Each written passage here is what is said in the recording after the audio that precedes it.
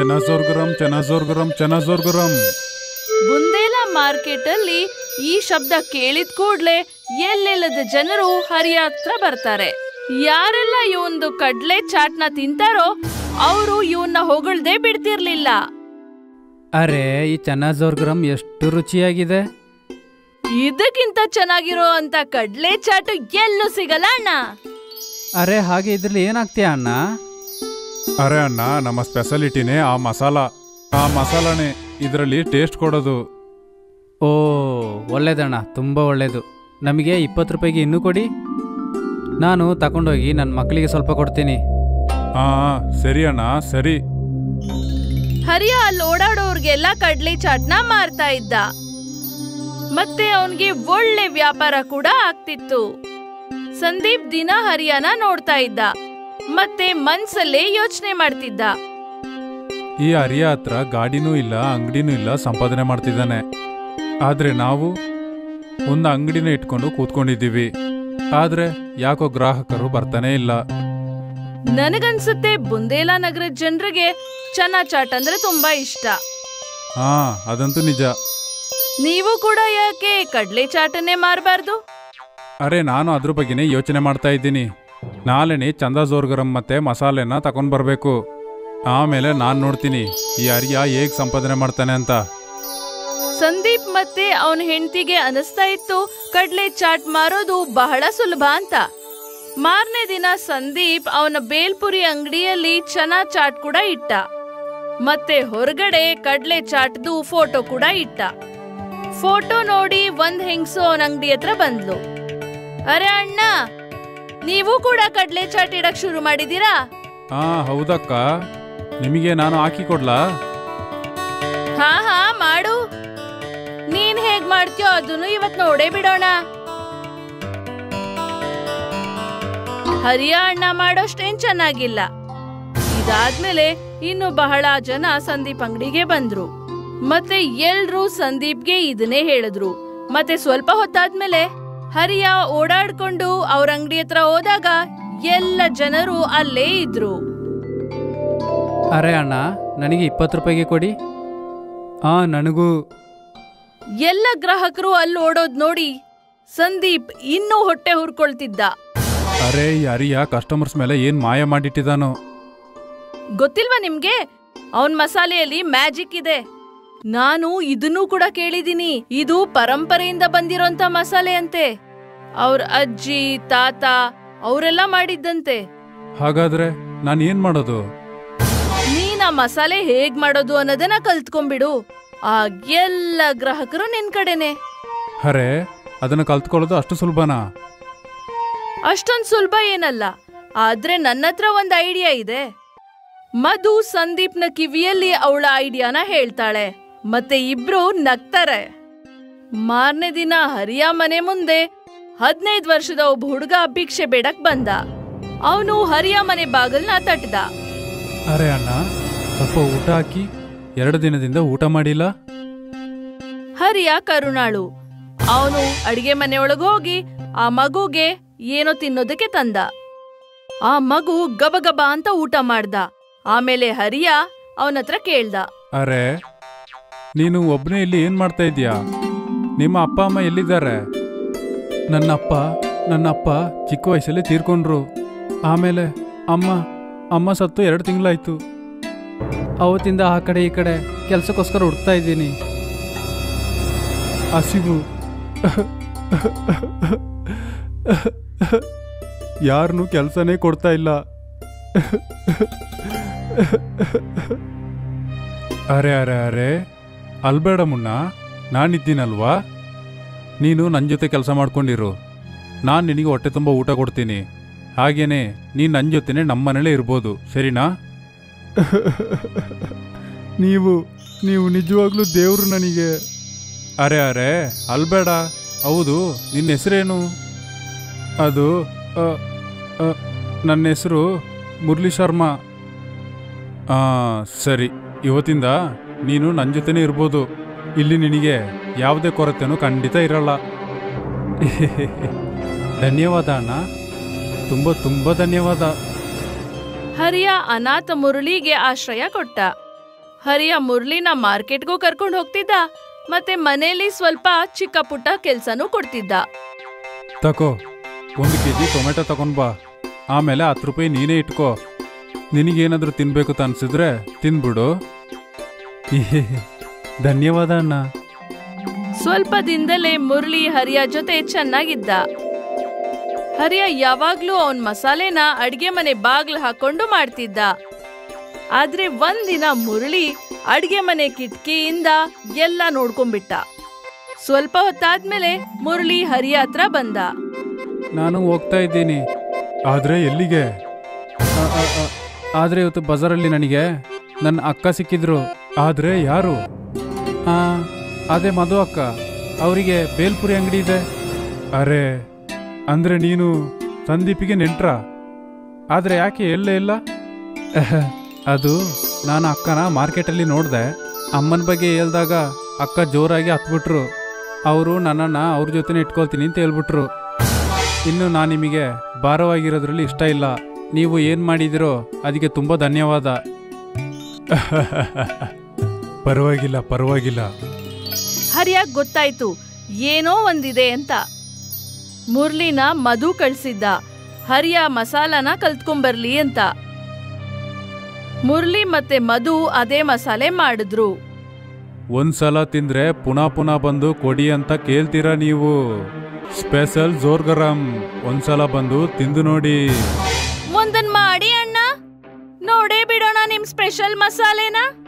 ಹಾ ತಗೊಳ್ಳಿ. ಸಂದೀಪ್ ಆ ಕಡ್ಲೆ ಚಾಟಲ್ಲಿ ಅದೇ ಮಸಾಲೆನ ಹಾಕಿದ್ದ. ತಗೊಳ್ಳಿ. ಖಾರ, ಖಾರ, ಖಾರ, ಇಷ್ಟೊಂದ್ ಖಾರ. ಮಧು ಆ ಹೆಂಗ್ಸಿಗೆ ನೀರ್ ಕೊಟ್ಲು.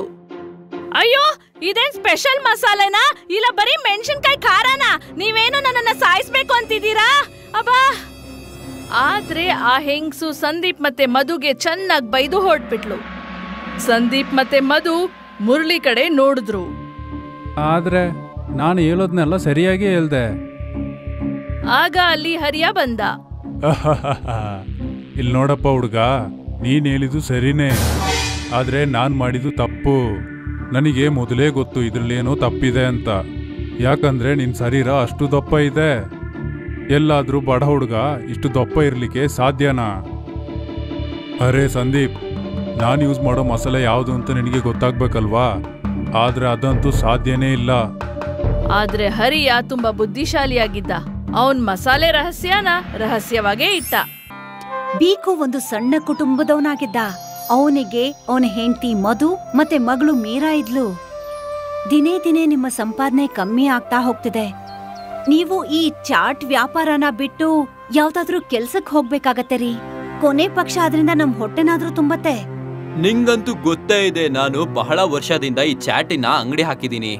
ಇವಾಗ ಇಲ್ಲಿ ವ್ಯಾಪಾರ ಆಗ್ತಾ ಇಲ್ಲ ಅಂದ್ಮೇಲೆ ನಾನು ಇದನ್ನ ಬಂದ್ ಮಾಡೋದಕ್ಕೆ ಆಗೋದಿಲ್ಲ. ನನಗ್ ನಂಬಿಕೆ ಇದೆ ಸ್ವಲ್ಪ ಸಮಯದ ನಂತರ ಎಲ್ಲದೂ ಸರಿ ಆಗುತ್ತೆ ಅಂತ. ಹಾಗೂ ಜನರು ನನ್ನ ಹೋಟೆಲ್ಗೆ ಚಾಟ್ ತಿನ್ನಕ್ ಬರ್ತಾರೆ. ಹಾ, ನಿಮ್ಮ ಗಾಡಿ ಪಕ್ಕನೆ ಆ ರಮಣಿಕ್ ಯಾವಾಗ ಗಾಡಿ ಹಾಕೊಂಡ್ನೋ ಆವಾಗಿಂದ ಪ್ರತಿಯೊಬ್ರು ಅವನ್ ಗಾಡಿಗೆ ಹೋಗಿ ತಿಂತಾರೆ. ಇನ್ನು ನಾನು ಏನ್ ಮಾಡಕ್ಕಾಗುತ್ತೆ? ನಾನು ಒಳ್ಳೆ ಸಾಮಾನಿನಿಂದ ಒಳ್ಳೆ ಚಾಟ್ ಮಾಡ್ತೀನಿ. ಅದಕ್ಕಿಂತ ಜಾಸ್ತಿ ಏನ್ ಮಾಡ್ಲಿ? ಏನಾದ್ರೂ ಮಾಡಿ, ಆದ್ರೆ ಮನೆಗೆ ಸ್ವಲ್ಪ ದುಡ್ಡು ತಂದ್ಕೊಡಿ. ಇಲ್ಲ ಅಂದ್ರೆ ನಾನು ಮೀರಾನ ಕರ್ಕೊಂಡು ನಮ್ಮಪ್ಪನ್ ಮನೆಗ್ ಹೊರಟೋಗ್ತೀನಿ. ಇಲ್ಲಿ ಹಸ್ಕೊಂಡ್ ಸಾಯೋದಕ್ಕಾಗಲ್ಲ ನನ್ಗೆ. ಅರೆ, ಈ ತರ ಹೇಳ್ಬೇಡ. ನಾನಿವತ್ತು ಖಂಡಿತ ಹಣ ತಗೊಂಬರ್ತೀನಿ. ಬೀಕು ತನ್ನ ವಸ್ತುಗಳನ್ನ ತಗೊಂಡು ಗಾಡಿಗೆ ಹೊರಡ್ತಾನೆ. ದಾರಿನಲ್ಲಿ ಒಂದು ತರಕಾರಿ ಅಂಗಡಿಗೆ ಹೋಗ್ತಾನೆ. ಅರೆ ಅಣ್ಣ, ನನಗೆ 2 kg ಹಾಲು ಹಾಗೂ 2 kg ಈರುಳ್ಳಿ ಕೊಡು. ಎಲ್ಲ ಒಳ್ಳೇದೇ ಕೊಡು.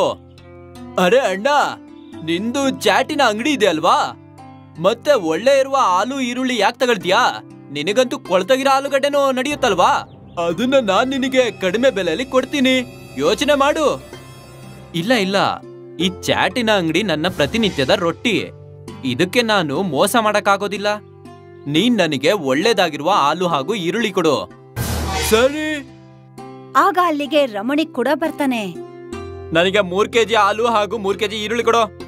ಒಳ್ಳೆಯದಾ? ಅಲ್ಲ, ಕಡಿಮೆ ಬೆಲೆದು. ನಾನೇ ತಿಂತೀನಾ?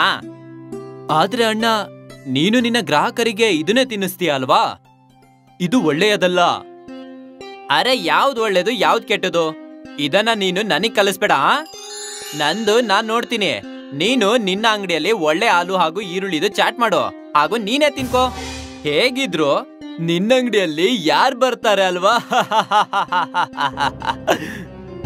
ಬೀಕು ಮುಖ ಸಣ್ಣದ್ ಮಾಡ್ಕೊಂಡು ಅಲ್ಲಿಂದ ಹೊರಟೋಗ್ತಾನೆ. ಬೀಕು ಗಾಡಿ ಪಕ್ಕದಲ್ಲೇ ರಮಣಿಗ್ ತನ್ನ ಗಾಡಿನ ಹಾಕೋತಾ ಇದ್ದ. ರಮಣಿಗ್ ಗಾಡಿ ಓಪನ್ ಮಾಡ್ತಿದ್ದ ಹಾಗೆ ಜನಗಳು ತುಂಬಾ ಬಂದು ಅಲ್ಲಿ ನಿಲ್ತಾ ಇದ್ರು.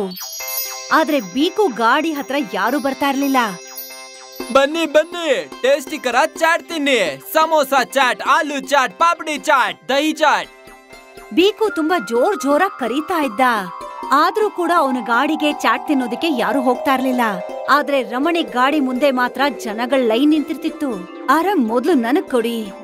ಅರೆ ಇಲ್ಲ, ಮೊದ್ಲು ನಾನ್ ಬಂದಿದ್ದೆ, ನನಗೆ ಕೊಡಿ. ಎಲ್ಲರಿಗೂ ಕೊಡ್ತೀನಿ, ಜಗಳ ಮಾಡ್ಬೇಡಿ. ಅವನ ಗಾಡಿ ಪರಿಸ್ಥಿತಿನ ನೋಡಿ ಅವನಿಗೆ ತಲೆ ಕೆಟ್ಟ ಹೋಗಿತ್ತು. ಇಷ್ಟು ಪ್ರಯತ್ನ ಪಟ್ರು ಜನರು ಇಲ್ಲಿಗಂತೂ ಬರ್ತಾನೆ ಇಲ್ಲ. ಅಯ್ಯೋ ದೇವ್ರೆ, ಇನ್ನು ನೀವೇ ಯಾವ್ದಾದ್ರು ಮಾರ್ಗ ತೋರಿಸಿ. ಬೀಕು ತಡರಾತ್ರಿ ತನಕ ಗಾಡಿನಲ್ಲೇ ನಿಂತಿದ್ದ. ಆದ್ರೆ ಇವತ್ತು ಕೂಡ ಅವನ್ಗೆ ವ್ಯಾಪಾರ ಆಗ್ಲಿಲ್ಲ. ಬೇಜಾರ್ ಮಾಡ್ಕೊಂಡು ಮನೆಗ್ ಹೋದ. ಇವತ್ತು ಕೂಡ ವ್ಯಾಪಾರ ಆಗಿಲ್ಲ ಅನ್ಸತ್ತೆ. ಹಾ, ಇವತ್ತು ಕೂಡ ಎಲ್ಲ ಗುಂಪು ಆ ರಮಣಿ ಅಂಗಡಿಯಲ್ಲೇ ಇತ್ತು. ನೀವೀಗ ನಿಮ್ಮ ಚಾಟ್ ಅಂಗಡಿನ ಮುಚ್ಚಬೇಕಾಗತ್ತೆ. ಈಗ ಮನೇಲಿ ರೇಷನ್ ಕೂಡ ಇಲ್ಲ. ಹೀಗೆ ನಡೀತಾ ಇದ್ರೆ ನಾವು ಉಪವಾಸ ಸಾಯ್ಬೇಕಾಗತ್ತಷ್ಟೇ. ನೀನ್ ಚಿಂತೆ ಮಾಡ್ಬೇಡ, ಏನಾದ್ರೂ ಒಂದು ಹಾಗೆ ಆಗುತ್ತೆ.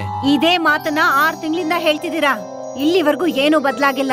ನೀವು ದುಡ್ಡು ಸಂಪಾದನೆ ಮಾಡ್ಕೊಂಡ್ ಬರ್ಲಿಲ್ಲ ಅಂದ್ರೆ ನನ್ನ ಮಗಳನ್ನ ಕರ್ಕೊಂಡು ತವ್ರ ಮನೆಗ್ ಹೊರಟೋಗ್ತೀನಿ. ಆದ್ರೆ ನನಗೆ ಸ್ವಲ್ಪ ಸಮಯ ಅಂತೂ ಕೊಡು. ಮನೆಯಲ್ಲಿ 1 ಹೊತ್ತಿನ ಅಡ್ಗೆಗ್ ಮಾತ್ರ ಆಗೋದು.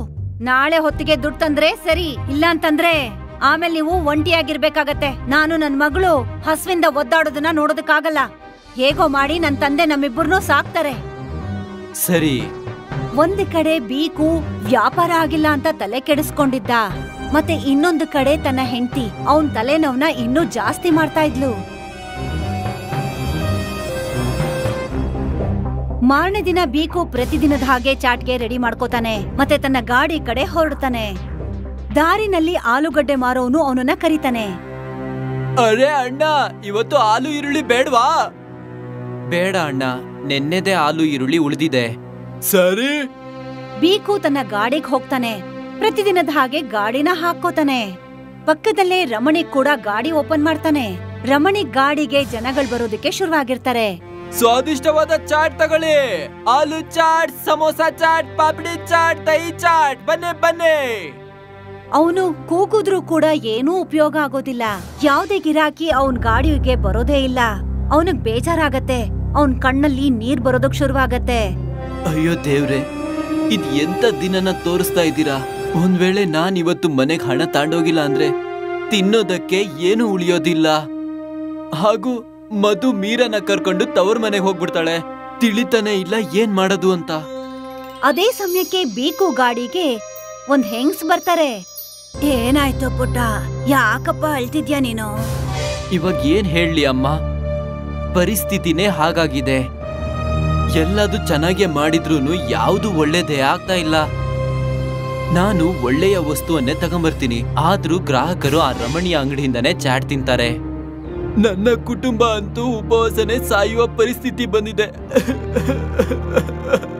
ಬೇಜಾರ್ ಮಾಡ್ಕೋಬೇಡ, ತಗೋ ಇದನ್ನ. ಇದು ಜಾದೂ ಮಸಾಲ. ನೀನ್ ಇದನ್ನ ನಿನ್ ಚಾಟಿಗೆ ಬೆರೆಸ್ತಿದ್ ಹಾಗೆ ಗ್ರಾಹಕರು ಹುಡ್ಕೊಂಡು ಬರ್ತಾರೆ. ನಿನ್ನ ಎಲ್ಲಾ ಸಮಸ್ಯೆಗಳು ಮುಕ್ತಾಯ ಆಗೋಗತ್ತಪ್ಪ. ಬೀಕು ಯಾವಾಗ ಆ ವಯಸ್ಸಾದ ಮುದುಕಿಯಿಂದ ಮಸಾಲಾನ ಇಸ್ಕೋತಾನೋ ಆ ಮುದುಕಿ ಅಲ್ಲಿಂದ ಮಾಯ ಆಗೋಗ್ತಾಳೆ. ಅರೆ, ಇವ್ರೆಲ್ಲ ಹೋದ್ರು? ಅಮ್ಮ ಅಮ್ಮ. ಬೀಕು ವಯಸ್ಸಾದ ಮುದುಕಿನ ಹುಡುಕ್ತಾನೆ. ಆದ್ರೆ ಆ ಮುದುಕಿ ಎಲ್ಲೂ ಕಾಣಿಸಲ್ಲ. ಆ ಹೆಂಗ್ಸು ಯಾರು? ಹಾಗೂ ಎಲ್ಲೋದ್ರು ಇದ್ದಕ್ಕಿದ್ದ ಹಾಗೆ? ಈ ಮಸಾಲೆ ನಿಜವಾಗ್ಲೂ ಜಾದುವಿನದ್ದ? ಬೀಕು ಜಾದುವಿನ ಮಸಾಲಾ ಡಬ್ಬ ತೆಗೆದು ಸ್ವಲ್ಪ ಮಸಾಲೆನ ತನ್ನ ಚಾಟ್ಗೆ ಮಿಕ್ಸ್ ಮಾಡ್ತಾನೆ. ಅವನ್ ಹಾಗ್ ಮಾಡ್ತಿದ್ ಹಾಗೆ ಜನಗಳು ಅವನ ಗಾಡಿ ಹತ್ರ ಬರೋದಕ್ಕೆ ಶುರುವಾಗ್ತಾರೆ. ನನ್ಗೊಂದು ದಹಿ ಚಾಟ್ ಬೇಕು. ನಂಗೆ ಆಲೂವಿನ ಚಾಟ್. ನನಗೆ ಖಾರದ ಪಾಪಡಿ ಚಾಟ್. ಈಗ್ಲೇ ಕೊಡ್ತೀನಿ. ಬೀಕು ಗ್ರಾಹಕರಿಗೆ ಚಾಟನ್ನ ಕೊಡ್ತಿದ್ದ. ಮತ್ತೆ ಗ್ರಾಹಕರು ಜಾಸ್ತಿ ಆಗ್ತಾನೆ ಹೋದ್ರು. ಒಬ್ರು ಹೋಗ್ತಿದ್ ಹಾಗೆ ಮತ್ತೊಬ್ರು ಬರ್ತಾ ಇದ್ರು. ಮೊದಲನೇ ಬಾರಿಗೆ ಬೀಕು ಹತ್ರ ಇವತ್ತು ಸಿಕ್ಕಾಪಟ್ಟೆ ದುಡ್ಡಿತ್ತು. ಕೆಲವೇ ಗಂಟೆನಲ್ಲಿ ಅವನ್ ಹತ್ರ ಇದ್ದಂತ ಎಲ್ಲಾ ಚಾಟ್ಸು ಮುಗ್ದೋಯ್ತು. ರಮಣಿಕ್ ಗಾಡಿನಲ್ಲಿ ಒಬ್ರು ಗ್ರಾಹಕರಿರ್ಲಿಲ್ಲ. ರಮಣಿಕ್ ಕೋಪದಲ್ಲಿ ಬೀಕುನ ನೋಡ್ತಾ ಇದ್ದ. ಬೀಕು ತನ್ನ ಗಾಡಿನ ಮುಚ್ಚಿ ವಾಪಸ್ ಮನೆ ಕಡೆ ಹೊರಟ. ಇದೆಂತಗ ಶ್ರೀಮತಿ, ಇವತ್ತಿನ ಸಂಪಾದನೆ. ಇಷ್ಟೊಂದ್ ದುಡ್ಡ? ಹಾಗೂ ಇದೆಂತಗ ಗೊಂಬೆ, ನಿನ್ನ ಚಾಕ್ಲೇಟ್.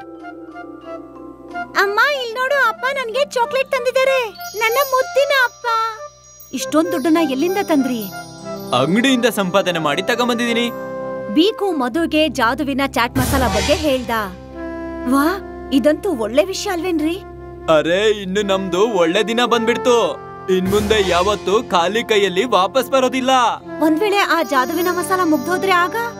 ಇದಕ್ಕೂ ಉಪಾಯ ಇದೆ ನನ್ನ ಹತ್ರ. ಬೀಕು ಒಂದು ಮಸಾಲೆ ಚೀಲನ ತಂದ.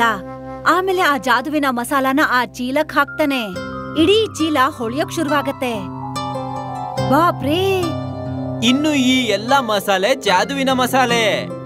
ಈ ತರ ನಾವು ಯಾವಾಗ್ಲೂ ಜಾದುವಿನ ಮಸಾಲೆ ಮಾಡ್ತಾ ಇರೋಣ. ಮತ್ತೆ ಪ್ರತಿದಿನ ಇಷ್ಟೊಂದ್ ದುಡ್ಡು ಸಂಪಾದನೆ ಮಾಡ್ತೀರಾ? ಮಾರನೇ ದಿನದಿಂದ ಬೀಕು ಖುಷಿಯಿಂದ ತನ್ನ ಗಾಡಿನ ಓಪನ್ ಮಾಡ್ತಿದ್ದ. ಯಾಕಂದ್ರೆ ಗಾಡಿ ತೆಗಿತಿದ್ದ ಹಾಗೆ ಗ್ರಾಹಕರ ಕ್ಯೂನ ನಿಲ್ತಾ ಇತ್ತು. ಬೀಕು ತುಂಬಾ ಖುಷಿಯಾಗಿದ್ದ. ಸ್ವಲ್ಪ ದಿನದ ನಂತರ ರಮಣಿಕ್ ತನ್ನ ಗಾಡಿನ ಅಲ್ಲಿಂದ ತೆಗೆದುಬಿಟ್ಟ. ಈಗ ಆ ಜಾಗದಲ್ಲಿ ಕೇವಲ ಬೀಕು ಗಾಡಿ ಮಾತ್ರ ಇತ್ತು. ಅಲ್ಲಿ ಯಾವಾಗ್ಲೂ ಗ್ರಾಹಕರ ಕ್ಯೂನೇ ನಿಂತಿರ್ತಿತ್ತು. ಇದೆಲ್ಲ ಆಗಿದ್ದು ಆ ಜಾದುವಿನ ಚಾಟ್ ಮಸಾಲ ಇಂದ.